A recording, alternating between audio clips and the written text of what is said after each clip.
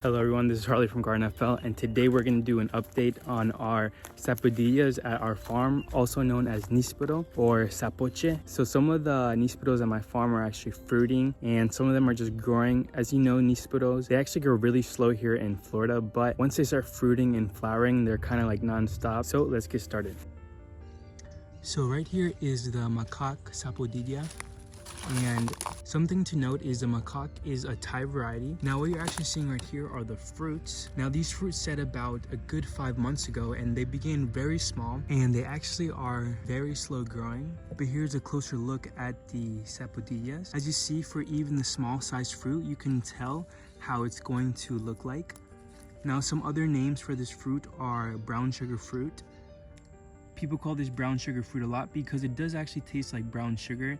It's a very sweet, kind of grainy consistency. In Colombia, the trees we had on our property were actually fruiting non-stop all year. So it's really cool to see that I'm getting fruits at the farm actually so early on this sapodilla variety. Now, if you're looking for a dwarf variety, sapodilla variety, this would be the variety you want. The Makok sapodilla, or nispero is what we call it. And in Vietnamese, it's called sapoche, I believe. But something I really like about this tree so far is that it's been able to handle the drought here at my farm very well. As you know, I don't have any irrigation here at the farm, and I probably get to water this plant maybe once a week. And now that we're heading to the rainy season though, I really have nothing to worry about because I know it's just gonna take off. But it's also gonna be a dwarf, so that's why it's fruiting at a really short height. As you see, this is the girth of the base. It's actually not too big, not too girthy. It's just nice and short. So let's go look at the other ones we have. So right over here is actually the Molix sapodilla.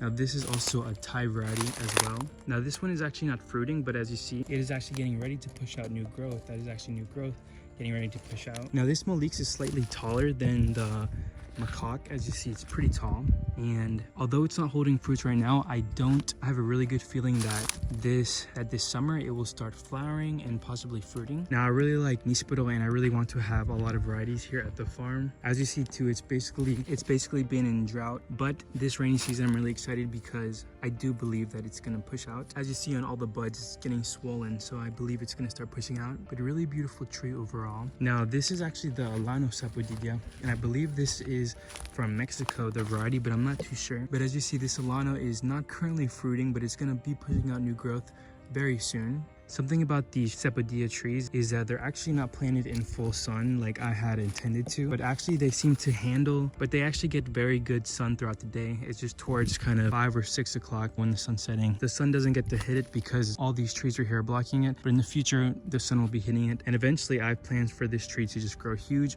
up top, and I'll be able to manage it and keep it very nice because these trees are also very easy to manage as they grow, but they do get huge. So if you want a dwarf variety, I recommend the Makok.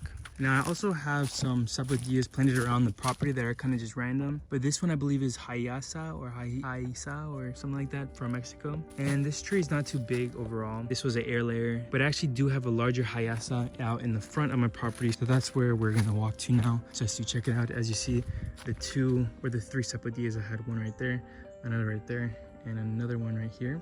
So we're just gonna walk to the front of my yard so we can see the other Hayasa sapodilla. In my language, we call it nispero, but in English, people refer to it as sapodilla or sapodilla. I'm not sure how people say it, and as well, but I like to just call it nispero. So here is where our other nispero tree is, out in the front of my yard. And this one I believe is Hayasa. Now it's actually a very big air layer. As you see, this one isn't actually much more sun than my others, although it is not fruiting, but believe it or not, I recently just planted this one about 4 months ago. But this one you could tell has the better signs of growing just because I believe it gets the best sun. And as you see down at its base, it's actually growing a new shoot. But overall, this nispero tree is actually pretty big, very huge. It's actually right next to the Cecropia and right here next to the coconut. But this one also allowed to get very big, and I'll be able to manage it very easily because I'll also be able to do air layers and overall just fruit this tree and manage it very well.